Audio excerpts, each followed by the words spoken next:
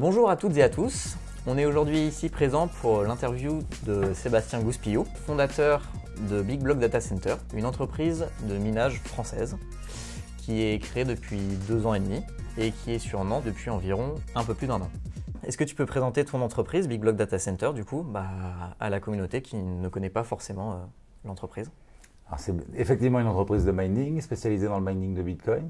On est présent dans 4 pays. On a retenu une leçon d'un des précurseurs du mining qui est Marco Streng, qui disait que le minage c'était forcément dans différents pays, dans plusieurs pays. Un mineur devait avoir un pied dans différents pays. On a vite compris pourquoi. Donc, depuis 1 année, on fait le tour du monde pour essayer de trouver le kilowatt le moins cher. Et aujourd'hui, on y est. C'est une toute petite entreprise, avec assez peu de salariés, comme souvent les entreprises de mining. Ici, à Nantes, on est 3. On a un associé qui est à Odessa, qui lui-même a une équipe technique. On a une équipe technique au Kazakhstan et on est en train de monter une nouvelle ferme dans cette région d'Asie centrale où on va avoir, pour l'instant, 4 nouveaux salariés. Comment est-ce que tu définirais le minage? C'est la validation des transactions sur le réseau Bitcoin. Si je t'envoie 10 € en Bitcoin, il n'y a pas de tiers de confiance, c'est de pair à pair, et donc ce sont des machines, des ordinateurs qui vont valider cette transaction. Donc le mining, ce sont ces fameux ordinateurs qui sont récompensés des frais de transaction, de cette transaction, donc qui sont récompensés en Bitcoin, et qui également vont gérer la création monétaire. C'est-à-dire qu'il y a un nombre de Bitcoin qui est établi à 21 millions, actuellement il y en a un peu plus de 17 millions. Donc les 21 millions existent déjà dans le protocole, mais ils sont distribués au fur et à mesure du temps. Et cette, entre guillemets, création monétaire passe forcément par le mining. Donc tous les nouveaux bitcoins créés, entre les 17 millions et les 21 millions, ceux qui restent à miner, ce qu'on appelle miner, donc seront trouvés par les ordinateurs. Vous récupérez des bitcoins et ça c'est directement pour vous? Enfin, c'est quoi le modèle économique qu'il y a derrière Big Block Data Center? Non, nous c'est pas le modèle qu'on a fait. On n'avait pas les moyens de s'équiper, s'auto-équiper d'une mine complète. Donc nous on est juste manager de matériel qui appartiennent à nos clients. Alors on a 2 activités, l'activité donc de management de ces machines et l'activité de vente de ces machines. Donc la première année d'activité officielle de l'entreprise, donc 2017, on a vendu beaucoup de matériel, il y avait une appétence énorme, on était au début du pump quand on a commencé à faire nos offres aux alentours du mois d'avril-mai 2017. Et ça s'est bousculé pendant tout l'été, et après, pendant tout l'hiver, on a refusé énormément de commandes. On a refusé, on aurait pu vendre presque 2,5 fois plus de machines que ce qu'on a vendu. On est arrivé à un moment où les prix s'envolaient, même à nous, ça commençait à nous sembler déraisonnable, le prix des matériels. Et surtout, on avait des délais qui s'allongeaient avec aucune visibilité sur le moment où on pourrait livrer. Donc on commençait déjà à anticiper une possible baisse, et du coup une baisse de rentabilité avec des matériels qui coûtaient eux de plus en plus cher, avec un délai de plus en plus long. Donc on a refusé beaucoup de commandes. On a vraiment pu faire plus gros. Quel est ton background par rapport au Bitcoin, par rapport aux crypto-monnaies en général, et aussi notamment par rapport au minage du coup? Je suis allé assez vite pour créer l'entreprise de mining parce que je suis pas un early adopter. Moi j'ai pas découvert Bitcoin très tôt. Enfin, j'en ai entendu parler très tôt par mon associé Jean-François. Il a eu accès au protocole Bitcoin très tôt, je pense vers 2010, d'après ce qu'il m'en dit aujourd'hui. Donc il m'en a forcément parlé à cette époque-là, mais on ne sait plus quand. Et puis moi ça ne m'a pas intéressé, j'ai vu ça comme une monnaie de geek. Et puis après, comme beaucoup de Français, j'ai redécouvert Bitcoin en 2013 parce que la presse a commencé à s'emparer du sujet. Et encore une fois, là, comme beaucoup de Français, comme beaucoup de gens à travers le monde, j'ai eu une réaction plutôt négative, voire très négative. J'ai complètement condamné Bitcoin en y voyant que de possibles travers. Voilà, une dérive financière extrême, une spéculation totale, éventuellement une consommation d'énergie disproportionnée par rapport à l'usage, en tout cas. Enfin voilà, très vite, comme je pense tous les gens qui sont assez sûrs d'eux et qui peuvent être en capacité d'être assez péremptoires et sûrs de leur connaissance, j'ai condamné Bitcoin. Et ça ne m'a pas intéressé en 2013. Puis c'est revenu lors d'un de mes nombreux séjours en Thaïlande. J'ai rencontré un mineur, un gars qui était en train de créer une mine à Odessa, donc notre actuel partenaire à Odessa, Robert Corby. C'était donc un Américain passionné qui connaissait le Bitcoin depuis le tout début, qui avait miné chez lui aux États-Unis depuis 2010-2011. Et donc il connaissait vraiment bien, il était compétent et il m'a donné envie d'aller voir plus loin le Bitcoin. Donc j'y ai passé du temps comme tout le monde. J'ai passé du temps avec Robert, j'ai passé du temps à lire. Il n'y avait pas beaucoup de choses en français à l'époque. Ouais. Et voilà, ça m'a amené comme ça, en quelques mois, l'idée de... Déjà, j'ai acheté une machine pour la mettre à Odessa. Je suis tombé sur un moment où les rendements étaient très bons, avec une promesse de gagner beaucoup plus, parce qu'on sentait tous que le Bitcoin allait monter. Et donc j'ai ouvert cette opportunité autour de moi, mes amis. Puis voyant le succès incroyable, oui, on a tout de suite monté l'entreprise. Ouais. Le mineur qui veut durer, il faut qu'il soit présent dans différents pays. Donc ça, c'est une démarche qu'on a très vite comprise, validée, parce qu'on a commencé, nos premières machines étaient donc en Ukraine et pas en France.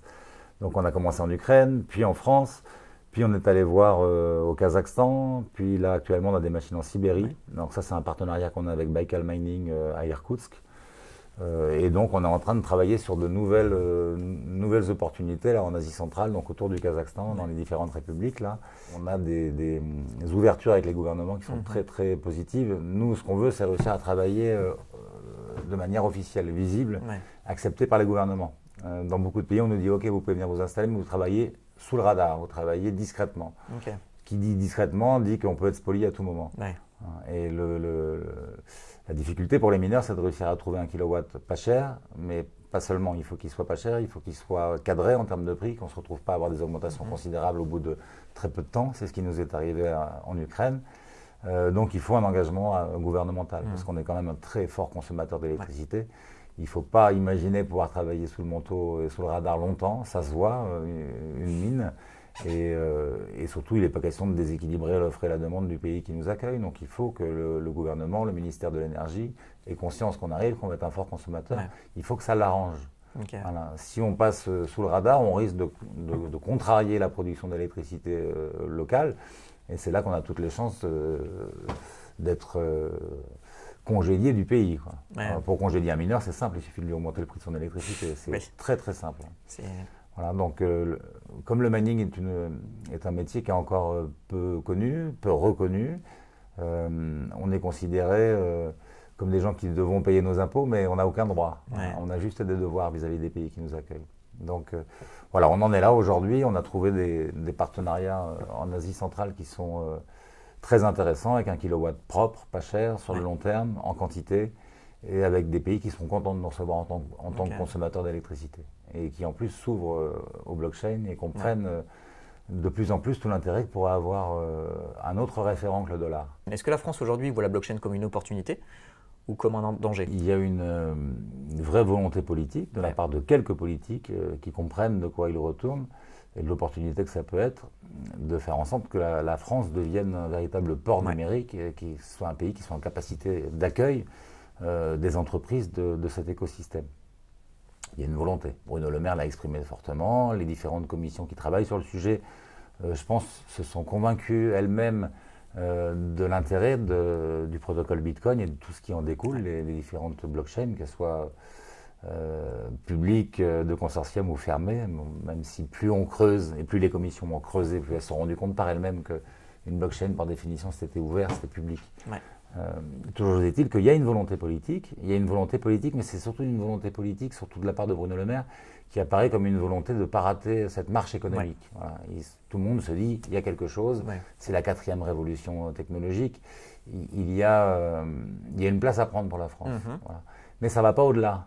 C'est-à-dire que moi, ce que j'analyse, pour avoir participé à beaucoup de ces commissions et à avoir essayé de passer une parole forte, c'est qu'on veut être une capitale des blockchains, mais sans n'y voir autre chose qu'un intérêt économique. Okay.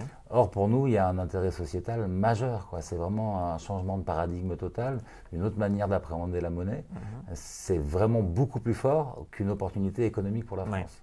C'est-à-dire que cette monnaie décentralisée, qui appartient au peuple, qui n'est pas émise par une autorité centrale, qui est une monnaie publique, une monnaie commune, et non pas une monnaie privée ou une monnaie d'État, ça répond complètement au principe de la démocratie à la française, de la République, de la liberté, de l'égalité, de la fraternité. Okay.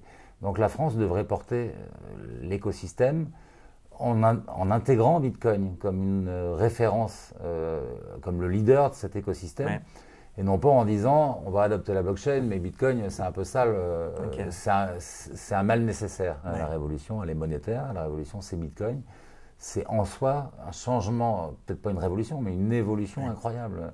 Une évolution de tout le système monétaire, c'est-à-dire de la manière dont la monnaie est créée, répartie, distribuée, dépensée. Ça change tout. Ouais. En termes de praticité, ça change tout. En termes de coût d'exploitation, ça change tout.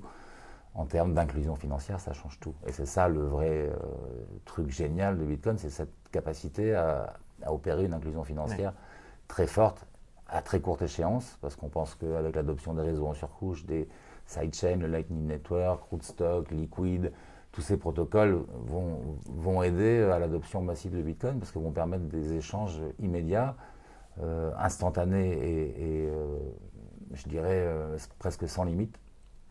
On peut imaginer des flux financiers en flux tendu vraiment aujourd'hui avec ce que promet le Lightning Network. Donc voilà, c'est une véritable révolution déjà technique pour les échanges de monnaie. Puis cette capacité à inclure financièrement des populations trop pauvres pour être bancarisées, bah, c'est une opportunité de fou parce que ça fait 40 ans qu'on parle de l'inclusion financière par le microcrédit, par la microfinance.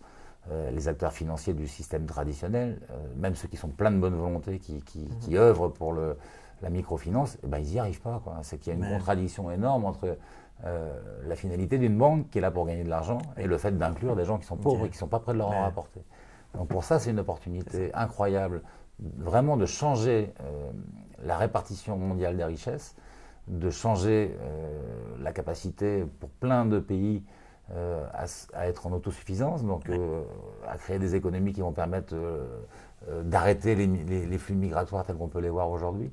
Donc c'est une opportunité dingue. C'est ça que devrait défendre la France. Il n'y a pas de raison de s'opposer à Bitcoin. Aucune raison cohérente. C'est juste que ça dérange tellement nos certitudes, ce qu'on a appris, notre culture financière. C'est un seul et unique modèle. C'est le modèle de l'étalon de dollar, hein, qui est l'unique étalon mondial aujourd'hui, donc qui est basé sur rien de réel. Donc voilà, on a ce modèle d'une monnaie qui doit forcément être émise par un État, par une banque centrale, comme si c'était un modèle unique, comme si ça avait été le modèle de tous les temps. Or, c'est au contraire quelque chose d'assez nouveau, cette monnaie qui est systématiquement créée par un État et émise par une banque centrale. Ça n'a pas toujours été comme ça.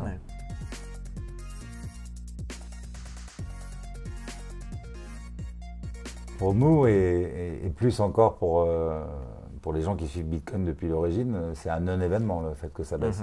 Moi, je n'arrête pas de botter en touche à chaque fois que j'ai des contacts avec la presse qui nous contactent dans l'urgence. Pourquoi ça baisse? Pourquoi ça baisse? Alors l'année dernière, c'était pourquoi ça monte? Pourquoi ça monte? Je ne sais pas. Ça monte et ça descend. Quand on regarde Bitcoin depuis 2010, bah oui, c'est comme ça, quoi. Alors évidemment, ça a des impacts. Nous, on a fait le pari là depuis 8 mois. On a fait le pari de la baisse. C'est-à-dire que tout mineur fait le pari de la hausse sur le long terme. Hein. Si on est mineur, tous, nos clients comme nous, comme nos confrères, c'est qu'on est convaincu que Bitcoin va prendre beaucoup de valeur à terme. À terme, pour nous, c'est 3 ans, 5 ans, 10 ans, peu importe le terme. Il y a un phénomène de rareté, un jeton qui est indestructible, qui est très résistant, résilient. Antonopoulos parle d'un rat d'égout. C'est exactement ça. Plus on l'intoxique, plus il apprend et plus il apprend à résister au poison. Donc pour nous, c'est certain, Bitcoin va prendre de la valeur. En revanche, à court terme, nous, on s'est dit, on avait fait le pari de la hausse, on s'est laissé complètement surprendre par la rapidité de la hausse. Qui dit rapidité de la hausse et montée énorme comme ça, dit en proportion et rapidement derrière montée du hash-rate. Donc on s'est retrouvé à un niveau de hash-rate qui s'est positionné au niveau du plus haut du Bitcoin, c'est-à-dire qu'on avait un hash-rate qui était conçu et proportionné pour un Bitcoin à 20 000 $. Donc ça, juste pour remettre dans le contexte, tu parles du contexte de novembre-décembre 2017. De l'année dernière, oui. Exactement. Parce que c'est hyper lié. Hein. On n'aurait pas cette baisse vertigineuse depuis un an sans cette montée incroyable qui a eu lieu sur quelques mois, quoi. En tous les cas, on s'est laissé surprendre parce que nous, dans nos prévisionnels, si tant est qu'on puisse prévoir quoi que ce soit, en tous les cas, dans nos espoirs, on imaginait bien le Bitcoin aux alentours de 6 000 $ cette année, en fin d'année 2018. On ne l'a jamais imaginé à 20 000 $, à aucun moment, quand on a commencé notre étude de marché en 2016. Donc quand c'est monté comme ça, on a tout de suite subi comme tout le monde l'euphorie, mais en même temps, quelque part, au fond de nous, on se disait c'est ultra dangereux, parce que si ça retombe, il n'y a pas de raison que ça monte comme ça sans retomber assez violemment derrière. Il y a des chances que le Hashrat se positionne très vite, se proportionne à ce prix de 20 000 $ et qu'il y reste. Et c'est ce qui s'est passé. Ça a mis plusieurs mois, le temps que les gens s'équipent, que les machines arrivent. Mais le Hashrat est monté à un niveau dingue, jusqu'à 60 millions de terahash. On n'avait évidemment jamais vu ça. Et c'est resté très haut, et ça continue à monter jusqu'à il y a 15 jours. Ouais. Donc nous, on avait fait le pari il y a quelques mois, de toute façon, ici sur l'activité française, si ça ne montait pas de manière très forte, on savait qu'on était condamné sur cette partie-là. Donc on s'est dit, puisqu'on a des ouvertures dans d'autres pays où le kilowatt est le moins cher, on va faire le pari que ça va continuer à baisser et que le Hashrat va baisser et qu'il va y avoir une disparition d'une partie des mineurs et qu'il faut qu'on soit à ce moment-là en position de récupérer une grosse partie des matériels du marché, de les exploiter nous, de façon à pouvoir créer un pool français. Donc on a eu tout de suite une démarche très ambitieuse, c'est ce qui a justifié aussi nos très nombreux voyages à l'étranger, nos visites auprès des gouvernements. On est allé voir partout où le kilowatt était annoncé pas cher. Voilà. Et on y est allé au forcing, on a rencontré des ministres de l'environnement, des ministres de l'économie, dans tout un tas de pays, dans des zones reculées, pas toujours très facile d'accès, des pays où on n'aurait pas l'idée de mettre les pieds pour aller faire du tourisme. Mais ça a payé parce qu'aujourd'hui, on a différents accords avec différents gouvernements dans différents pays. Ce pari-là a été payant parce que là, ce qui se passe aujourd'hui nous permet d'avoir une demande incroyable de beaucoup de mineurs partout dans le monde, même des mineurs chinois. Ce qu'on est en train de faire était destiné à sauver les mineurs européens qui sont retrouvés comme nous sur notre site français à l'arrêt, de manière inattendue pour certains, qui ont du kilowatt bien moins cher que chez nous, ils sont quand même à l'arrêt. Et donc c'est pour eux qu'on a fait ce projet. Et puis là, finalement, ça concerne aussi les Chinois. Si on mine avec le kilowatt le moins cher du monde, on sera les derniers à miner. Donc le Bitcoin peut baisser à 1 000 $, peut baisser à 300 $. On ne sera pas impacté. On en minera juste beaucoup plus. Et comme pour tous nos clients, le Bitcoin n'est pas un moyen de subsistance, mais une épargne, un pari sur l'avenir, on leur dit de garder. Chacun de nos clients, on lui a dit, si vous faites ça, du minage, c'est pas pour dépenser vos bitcoins. C'est pour tout garder, holder chaque micro-centime, chaque satoshi produit. Remis en euros ou en dollars, on gagne beaucoup moins bien notre vie. Et nous, on sait qu'on va produire beaucoup plus de bitcoin, que nos clients vont en avoir beaucoup plus, et que quand ça repassera, ça reviendra à des sommets, ils diront, c'est fou. On entend beaucoup une rumeur. Et donc j'aimerais bien avoir l'avis d'un mineur sur cette rumeur-là. Comme quoi le Bitcoin ne peut pas descendre en dessous d'un certain prix, puisque c'est le seuil de rentabilité de minage, et que du coup, forcément, le Bitcoin, il ne pourra pas aller en dessous. La difficulté s'adapte à la puissance de calcul qui est mise en réseau. Donc quand le Hashrat baisse, c'est-à-dire quand la concurrence devient trop difficile, que la rentabilité n'est plus là pour la plupart des mineurs, évidemment le Hashrat va baisser, c'est-à-dire que les machines s'arrêtent. Et de la difficulté, du coup, tous les 15 jours, toutes les 2 semaines, est actualisée en fonction de la puissance du réseau. Donc on peut imaginer un Bitcoin qui descend à 1 000 $, le réseau, la proof of work va s'adapter, la difficulté va s'adapter. Donc ça peut descendre à 1 000 $, à 200 $, à 50 $. La puissance de mining et la qualité de l'infrastructure n'empêchera pas la chute. Donc on est d'accord que c'est important que les gens quand même voient qu'il n'y a pas vraiment de seuil de rentabilité magique qui fait que si le Bitcoin arrive là, il sera... Non, c'est prendre le problème à l'envers. Autant l'augmentation du cours fait grimper systématiquement le Hashrat jusqu'à un certain niveau plateau. Ça, c'est quelque chose qu'on n'a pas envisagé non plus. On a établi comme règle que si le cours augmentait, le Hashrat augmentait. Or, il y a des limites à ça. La limite, c'est l'électricité disponible. Comme je l'ai expliqué, dès lors qu'on fait les choses de manière transparente, on peut déterminer avec les compagnies d'électricité le potentiel d'électricité qu'ils ont à nous attribuer, qui souvent est de l'électricité perdue. C'est ça l'objectif. Plus on apprivoise le minage, plus on comprend comment ça fonctionne. Pour une compagnie électrique, plus ça peut être un talon de consommation, donc un avantage, quelque chose qu'on peut discipliner et qui peut nous rendre service en tant que producteur d'électricité. Je pense à des barrages hydroélectriques qui aujourd'hui produisent 30%, vendent 30% de leur capacité de production de kilowatts. Donc la limite de l'augmentation du Hashrat, elle est limitée par la limite de disponibilité électrique. C'est évident. Voilà. Mais en revanche, dans l'autre sens, le Bitcoin peut baisser. Ça n'a jamais empêché, la puissance du hash n'a jamais empêché le Bitcoin de baisser. C'est pas ça le mécanisme. Le mécanisme, il est toujours le même, c'est l'offre et la demande.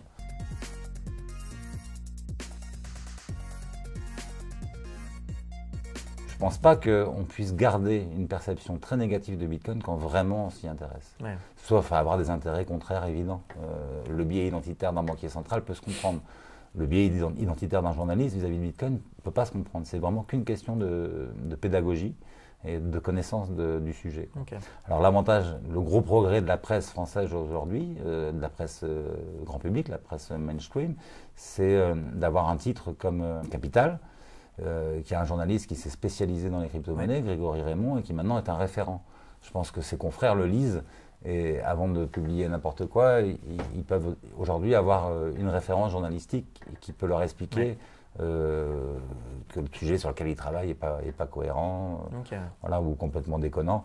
Voilà, c'est bien d'avoir cette référence. Là, Grégory Raymond a pris cette place-là, et il y en a d'autres aujourd'hui sur le marché de la presse mainstream, comme je l'ai dit, Marie Charelle, Sébastien Julien, il y en a d'autres, des journalistes qui maintenant ont un œil intelligent sur ce qui se passe. Voilà.